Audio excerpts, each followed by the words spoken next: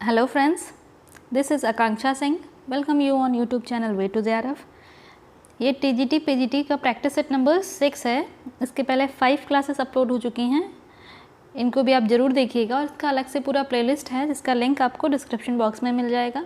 ये जो practice set है ये TGT PGT असिस्टेंट प्रोफेसर या आप होम साइंस से रिलेटेड किसी और भी कॉम्पिटिटिव एग्ज़ाम की प्रिपरेशन कर रहे हैं तो उसके लिए आपको ये हेल्पफुल होगा. तो अगर अभी तक आपने चैनल सब्सक्राइब नहीं किया है तो चैनल को भी सब्सक्राइब ज़रूर कर लीजिए एंड अपने फ्रेंड्स के साथ ज़्यादा से ज़्यादा शेयर करिए. स्टार्ट करते हैं क्वेश्चन. तो सबसे पहला क्वेश्चन है, gap between existing and desirable situation is term as. Gap between existing जो प्रेजेंट कंडीशन है वो और आगे आपको क्या चाहिए, इन दोनों के बीच की जो डिफरेंस है या इन दोनों के बीच का जो गैप है इसको हम क्या कहते हैं. जैसे अभी आपके पास एक पेन है और आपको नेक्स्ट अभी आप सोच रहे हैं कि नहीं आपको ये पेन अच्छा नहीं लग रहा है, आपको कुछ और पेन चाहिए, दूसरा पेन चाहिए. तो इन दोनों के बीच जो गैप है इसको हम क्या कहते हैं. तो ऑप्शंस क्या हैं, कम्युनिकेशन गैप, अवेयरनेस, रिजेक्शन या नीड. मीन्स अभी जो आपके पास है उसके अलावा आपको कुछ और भी चाहिए तो ये क्या है, आपकी नीड है. तो ये जो अभी जो है प्रेजेंट टाइम में और हमको क्या आगे सिचुएशन में हमको क्या चाहिए, इन दोनों के जो बीच का जो गैप है उसको हम कहते हैं नीड. तो ऑप्शन डी जो है ये सही हो जाएगा कि नीड. आवश्यकता क्या है. नेक्स्ट क्वेश्चन आता है question number 2, the art and science of teaching adults. Adults को पढ़ाने की जो आर्ट है उसको क्या कहते हैं. जो art and science of teaching adults को पढ़ाने की जो कला है उसको क्या कहते हैं. तो ऑप्शंस हैं पेडागोगी, एंड्रोगोगी, ट्रेनिंग या टीचिंग. तो जो एडल्ट्स को जो पढ़ाने की कला है उसको हम कहते हैं एंड्रोगोगी. ये हो गई एडल्ट्स के लिए. पेडागोगी जो बच्चों को जो पढ़ाने की जो कला है उसको हम कहते हैं पेडागोगी. नेक्स्ट क्वेश्चन आता है question number 3, trainer must possess. जो ट्रेनर हैं जो हमारी ट्रेनिंग कंडक्ट कराते हैं, जो हम ट्रेनिंग पे जाते हैं तो जो लोग हमको ट्रेन करने के लिए आते हैं उनको हम बोलते हैं ट्रेनर. तो ट्रेनर में क्या क्वालिटीज़ होनी चाहिए. ऑप्शंस क्या हैं, communication skill, questioning skill, motivational skill, all of these. तो जो भी हमारा ट्रेनर है उसको पहले अच्छे से बात करना, उसका जो कम्युनिकेशन स्किल है जो बात कर रहा है वो अच्छे से उसको बात करने आना चाहिए.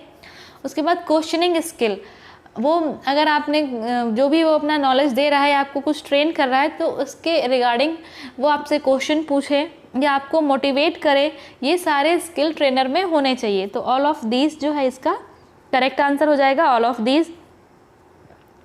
नेक्स्ट क्वेश्चन आता है, which of the following is communication skill of trainer. इसमें से कौन सा ट्रेनर का कम्युनिकेशन स्किल है.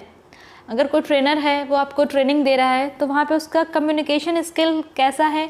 अगर उसका कम्युनिकेशन स्किल अच्छा है तो वो कैसे पता चलेगा.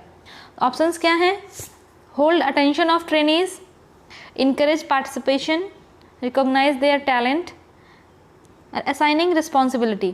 सिंपल सी बात है, जो ट्रेनर है उसका अगर कम्युनिकेशन स्किल अच्छा है, जो अच्छे से बात करता है तो वो जो भी उसके ट्रेनीज हैं उनकी अटेंशन को होल्ड करके रखेगा, उनकी अटेंशन को अपनी तरफ करके रखेगा कि ट्रेनर क्या बोल रहा है. उसके ट्रेनीज उसको अच्छे से सुनेंगे और उसको फॉलो करेंगे. तो holding attention of the trainees ये कम्युनिकेशन स्किल ट्रेनर का होना चाहिए. नेक्स्ट क्वेश्चन आता है question number 5, 10 to 15 trainees group having no fixed agenda और instruction scheduled and learn by sharing of experience on wider topic. 10 से 15 ट्रेनीज का group है जो ट्रेनिंग लेने आए थे. वो 10 से 15 लोगों का ग्रुप है और वहाँ पे वो डिस्कशन कर रहे हैं. डिस्कशन करने के लिए उनके पास कोई फिक्स्ड टॉपिक नहीं है, कोई शेड्यूल इंस्ट्रक्शंस नहीं है कि आपको इसी टॉपिक पे डिस्कशन करना है या कुछ ये पॉइंट्स हैं इन पे बात करनी है या इतनी देर बात करना है, ऐसा कुछ नहीं है. 10 से 15 लोग हैं, वो डिस्कस कर रहे हैं, वो अपने आइडिया शेयर कर रहे हैं, एक दूसरे को के व्यूज़ को जान रहे हैं और वहाँ से वो कुछ सीख रहे हैं, एक्सपीरियंस कर रहे हैं. तो इस टाइप के डिस्कशन को क्या कहते हैं. तो ऑप्शन है sensitive training, experiential training, case study या सिंडिकेट ट्रेनिंग. जहाँ पे 10 से 15 लोग हैं वो आपस में डिस्कस करके अपने व्यूज़ को शेयर कर रहे हैं, अपने आइडियाज़ को शेयर कर रहे हैं और वहाँ से सीख रहे हैं. तो इस टाइप का जो डिस्कशन होता है उसको हम कहते हैं सेंसिटिव ट्रेनिंग. और ये सेंसिटिव ट्रेनिंग क्या होती है कि जहाँ पे ये एक साइकोलॉजिकल ट्रेनिंग है, मीन्स आप किसी के आइडियाज़ को सुन रहे हैं, समझ रहे हैं, तो मीन्स आप किसी की साइकोलॉजी, उसके दिमाग में क्या चल रहा है, वो सामने वाले पर्सन के जो आइडियाज़ हैं उसके अकॉर्डिंग आप उसकी थिंकिंग को देख सकते हैं, समझ सकते हैं। तो ये एक साइकोलॉजिकल ट्रेनिंग है जिसमें इंटेंसिव और इंटरेक्शन होता है, एक इंटेंसिव डिस्कशन होता है, जहाँ पे अब नाम क्या है सेंसिटिव, तो मीन्स लोग वहाँ पे अवेयर हो रहे हैं। जब हम डिस्कस करते हैं किसी चीज़ को तो हम उसके बारे में अवेयर होते हैं, हम दूसरों के बारे में भी जानते हैं।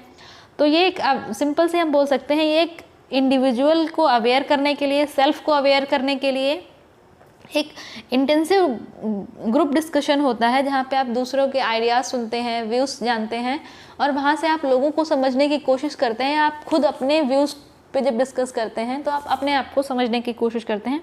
तो ये है एक सेंसिटिव ट्रेनिंग। नेक्स्ट क्वेश्चन आता है question number 6। Training means to educate a person so as to be. Training में जब किसी पर्सन को एजुकेट करते हैं या किसी पर्सन को हम ट्रेनिंग देते हैं तो उसमें क्या होता है? ऑप्शंस क्या हैं? Proficient in knowledge, increase in skill, change in attitude, all of these. तो ट्रेनिंग का मतलब यही है कि जो भी पर्सन है उसको हम ट्रेनिंग ही इसलिए दे रहे हैं कि उसके नॉलेज में इम्प्रूव हो, जो उसकी स्किल है स्किल इम्प्रूव हो, और जिन चीज़ों के बारे में वो नहीं जानता उन चीज़ों के बारे में जाने, चेंज इन एटीट्यूड। तो ये ऑल ऑफ दीज इसका करेक्ट आंसर हो जाएगा। नेक्स्ट क्वेश्चन आता है question number 7। Domains of human learning are. Human learning के क्षेत्र क्या हैं या डोमेन्स क्या हैं? तो ऑप्शंस क्या है? Cognitive, affective, psychomotor, all of these. तो ह्यूमन लर्निंग के जो डोमेन हैं 3 डोमेन हैं, ऑल ऑफ दीज इसका करेक्ट आंसर हो जाएगा। तो आपने एक थ्योरी पढ़ी होगी ब्लूम की टैक्सोनॉमी थ्योरी, उसी में उन्होंने बात किया है cognitive, affective and psychomotor 3 domain के बारे में बात किया है। अगर आपको ऐसे याद नहीं होता तो उसको आप CAP cognitive, affective and psychomotor, cognitive domain, affective domain and psychomotor. Cognitive means mental activities जहाँ पे होती हैं, अफेक्टिव मीन्स अफेक्शंस, और साइकोमोटर मीन्स जहाँ पे स्किल डेवलपमेंट हो रहा है। तो ये 3 डोमेन हैं ह्यूमन लर्निंग के। तो इसको आप CAP कैप करके भी याद कर सकते हैं कि cognitive, affective and psychomotor, all of these ये तीनों ह्यूमन लर्निंग के डोमेन हैं। नेक्स्ट क्वेश्चन आता है question number 8। Training method is used to provide participant with opportunities to exchange information, views, ideas and recollection of experience. Means कोई training method है जहाँ पे पार्टिसिपेंट्स को एक साथ, जहाँ पे पार्टिसिपेंट्स हैं वो अपने इंफॉर्मेशन को एक्सचेंज कर रहे हैं, अपनी व्यूज़ को एक्सचेंज कर रहे हैं, उनके आइडिया क्या हैं और दूसरे के एक्सपीरियंसेस क्या हैं, इन सब चीज़ों पे बात कर रहे हैं। अपने व्यूज़ को, एक्सपीरियंस को शेयर करना, ये सब जहाँ पे हो रहा है उसको हम क्या कहेंगे? Lecture method, demonstration, role play या ग्रुप डिस्कशन। लेक्चर में क्या है? टीचर आता है, लेक्चर देता है, चला जाता है। तो यहाँ पे टीचर अपने आइडिया शेयर कर रहा है, बाकी अगर स्टूडेंट्स हैं या उसके जो भी ट्रेनीज़ हैं उनके आइडिया शेयर नहीं हो रहा है, तो ये तो नहीं होगा। डेमोन्स्ट्रेशन में किसी चीज़ को करके दिखाना कि आपको ये काम करना है तो कैसे करना है, तो ये भी नहीं। रोल प्ले मीन्स कोई एक सिचुएशन है, सिचुएशन के अकॉर्डिंग रोल प्ले करना। उसके बाद बचा क्या? Group discussion.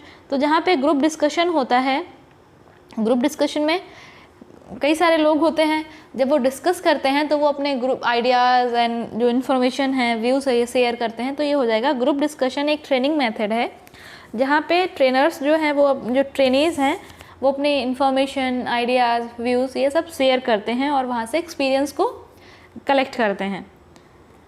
नेक्स्ट क्वेश्चन आता है question number 9। Which method is best to evaluate programme for further improvement at the end of the programme. कोई प्रोग्राम हो रहा था, उसमें इम्प्रूवमेंट के लिए क्या करना चाहिए, कौन सा मेथड बेस्ट होगा जिससे वो इवेलुएट कर सके कि जो प्रोग्राम है इसमें और क्या इम्प्रूवमेंट की ज़रूरत है या इसमें और क्या कर सकते हैं। तो ऑप्शंस क्या हैं? फीडबैक, चेकलिस्ट, ऑब्जेक्टिव टेस्ट या स्किल टेस्ट। तो हमने पढ़ा है ना इवेलुएशन का बेस्ट मेथड क्या है? फीडबैक। तो ये फीडबैक जो है इसका सही आंसर हो जाएगा। नेक्स्ट क्वेश्चन आता है question number 10। Is the act of increasing knowledge and skill of the employee. कोई एम्प्लॉय है, उसके नॉलेज और स्किल को इम्प्रूव करना है, तो उसके लिए क्या होगा? ऑप्शंस क्या हैं? Development, training, research and extension. तो देखो ना, कैसे कभी कभी जैसे कोई कंपनी है वो अपने एम्प्लॉयज़ को ट्रेनिंग पे भेजती है, या ट्रेनर्स आते हैं जैसे, तो वो एम्प्लॉयज़ को ट्रेनिंग देते हैं। तो यहाँ से ट्रेनिंग का क्या मतलब क्या है? कुछ अगर नया अपडेट हुआ है, कुछ नई इन्फॉर्मेशन आई है उस चीज़ के बारे में एम्प्लॉयज़ को बताना, उसके बारे में एम्प्लॉयज़ को नॉलेज को इम्प्रूव करना, उनके स्किल को इम्प्रूव करना, तो ये काम होता है ट्रेनिंग का। तो ये ऑप्शन नंबर जो बी है ये सही हो जाएगा। नेक्स्ट क्वेश्चन आता है question number 11, is the detailed description of a particular situation person that is used for analysis and discussion. कोई पर्टिकुलर सिचुएशन है या कोई पर्सन है जिसके बारे में डिटेल्ड स्टडी करना है, एक डिटेल डिस्क्रिप्शन है, उसके बारे में पूरा डिटेल में डिस्कस करना है, तो इसको हम क्या कहते हैं। जैसे किसी भी पर्सन है या किसी भी सिचुएशन के बारे में जब डिटेल में स्टडी की जाती है उसको क्या कहते हैं। तो ऑप्शंस क्या हैं, सिमुलेशन, केस स्टडी, क्वेश्चनेयर या फिर लेक्चर मेथड। तो जहाँ पे हम बात करें कि हम जहाँ पे डिटेल में स्टडी करते हैं उसको हम बोलते हैं केस स्टडी। जैसे अगर कोई किसी की तबीयत ख़राब है, वो डॉक्टर के पास गया, तो पहले डॉक्टर ने उसको क्या प्रिस्क्रिप्शंस दिए, क्या मेडिसिन्स दी, अगर उसको वहाँ से इम्प्रूवमेंट नहीं हुआ तो वो दूसरे डॉक्टर के पास जाता है। दूसरा डॉक्टर के पास जब जाते हैं तो वो डॉक्टर फिर से स्टार्टिंग से अपने सारा टेस्ट करता है, अपने प्रिस्क्रिप्शन देता है, अपने मेडिसिन देता है। तो मीन्स डॉक्टर जो है उस पर्सन पे डिटेल में जानने के लिए कि उसको क्या प्रॉब्लम है डिटेल में स्टडी करता है, तो उसको बोलते हैं केस स्टडी। तो जब किसी भी चीज़ के बारे में, किसी भी पर्सन के बारे में डिटेल में स्टडी करते हैं, उसके बारे में जानते हैं, तो उसको हम बोलते हैं केस स्टडी। नेक्स्ट क्वेश्चन आता है question number 12, this is one of the method of assessing knowledge. इनमें से कौन सा मेथड है नॉलेज को असेस करने के लिए, कि पता करने के लिए कि जो भी पर्सन है उसको किसी भी चीज़ के बारे में क्या नॉलेज है या कितना नॉलेज है। तो नॉलेज को चेक करने का बेस्ट मेथड क्या है या कोई मेथड क्या है। ऑप्शंस क्या है, quiz sessions, role play, checklist या केस स्टडी। तो केस स्टडी तो हमने अभी देखा कि जहाँ पे हमें डिटेल में किसी चीज़ के बारे में स्टडी करना है, यहाँ पे हम नॉलेज चेक नहीं कर रहे हैं, उस किसी चीज़ के बारे में हम जानने की कोशिश कर रहे हैं, स्टडी कर रहे हैं, तो ये तो नहीं होगा। चेकलिस्ट मीन्स कोई प्रोग्राम बनाना है, उसके पहले जो प्रिपरेशन लिस्ट बनाई है वो हो गया चेकलिस्ट। रोल प्ले किसी सिचुएशन को देखना, समझना, उस पर एक्ट करके उसकी वहाँ पे पॉजिटिव नेगेटिव ये सब समझना, उसको हम बोलते हैं रोल प्ले। बचा क्या, क्विज सेशन। तो कभी कभी जैसे हमारे जैसे स्कूल में बोलते हैं ना कि टेस्ट लेंगे, तो टेस्ट में क्या कभी कभी क्विज कंडक्ट कराते हैं, ऐसे ओरल देखने के लिए बच्चों को कितना याद है, कितना उनको नॉलेज है। तो नॉलेज चेक करने के लिए जो मेथड है एक वो है क्विज सेशन, क्विज कराना, यहाँ से नॉलेज चेक कर सकते हैं। नेक्स्ट क्वेश्चन आता है question number 13, the least effective method of training is. सबसे कम इफेक्टिव मेथड है कौन सा, ट्रेनिंग का सबसे कम इफेक्टिव मेथड कौन सा है। ऑप्शंस क्या है, रोल प्ले, लेक्चर, ब्रेनस्टॉर्मिंग या ऑल ऑफ दीज। तो हमने लेक्चर के बारे में पढ़ा है कि लेक्चर जो है ये सबसे लीस्ट इफेक्टिव मेथड है। लेक्चर का बहुत ज़्यादा इफेक्ट नहीं पड़ता है, क्योंकि लेक्चर एक ट्रेनर आया, ट्रेनर ने लेक्चर दिया, चले गए, तो एक पैसिव मेथड हो जाता है। इसमें ट्रेनर और ट्रेनीज दोनों का कोऑपरेशन बहुत ज़्यादा नहीं होता है या दोनों का इन्वॉल्वमेंट बहुत ज़्यादा नहीं होता है, तो लेक्चर जो है सबसे कम इफेक्टिव मेथड है। नेक्स्ट क्वेश्चन आता है question number 14, the difference between education and training is mainly on the account of. तो ट्रेनिंग और एजुकेशन के बीच में मेन डिफरेंस क्या है। तो ऑप्शंस क्या है, knowledge, skill, attitude, all of these. तो ये all of these correct answer हो जाएगा। एजुकेशन में मीन्स हम थ्योरेटिकल नॉलेज गेन कर रहे हैं, हम किसी चीज़ के बारे में पढ़ रहे हैं। और ट्रेनिंग में क्या है, हम ट्रेनिंग में ट्रेनर आके हमको समझाता है, हमारा स्किल इम्प्रूवमेंट होता है, हमारा जो एटीट्यूड है किसी चीज़ को लेके वो चेंज होता है। तो दोनों में प्रैक्टिकल और थ्योरेटिकल मेन डिफरेंस जो प्रैक्टिकल है थ्योरेटिकल है। Education is theoretical, training is practical. तो all of these is the correct answer हो जाएगा इसका। नेक्स्ट क्वेश्चन आता है question number 15, domain include objective which involve intellectual task. Domain means जो ह्यूमन लर्निंग डोमेन है, और ह्यूमन लर्निंग डोमेन हमने अभी 3 पढ़े थे, CAP। तो ये तीनों कौन कौन से हैं, कॉग्निटिव, अफेक्टिव एंड साइकोमोटर। तो यहाँ पे बात किसकी कर रहे हैं, intellectual task. Intellectual means mental activities, और मेंटल एक्टिविटीज़ किस में आता है, कॉग्निटिव डोमेन में। तो मेंटल एक्टिविटी आता है कॉग्निटिव डोमेन में, तो इसका जो करेक्ट आंसर है वो हो जाएगा कॉग्निटिव डोमेन। वीडियो आपको अच्छा लगा हो तो लाइक एंड शेयर जरूर कर दीजिएगा। एंड अगर अभी तक आपने चैनल सब्सक्राइब नहीं किया है तो चैनल को भी सब्सक्राइब जरूर कर लीजिए, अपने फ्रेंड्स के साथ ज़्यादा से ज़्यादा शेयर करिए। मिलते हैं नेक्स्ट वीडियो में, तब तक के लिए wish you all the very best, good luck, bye bye.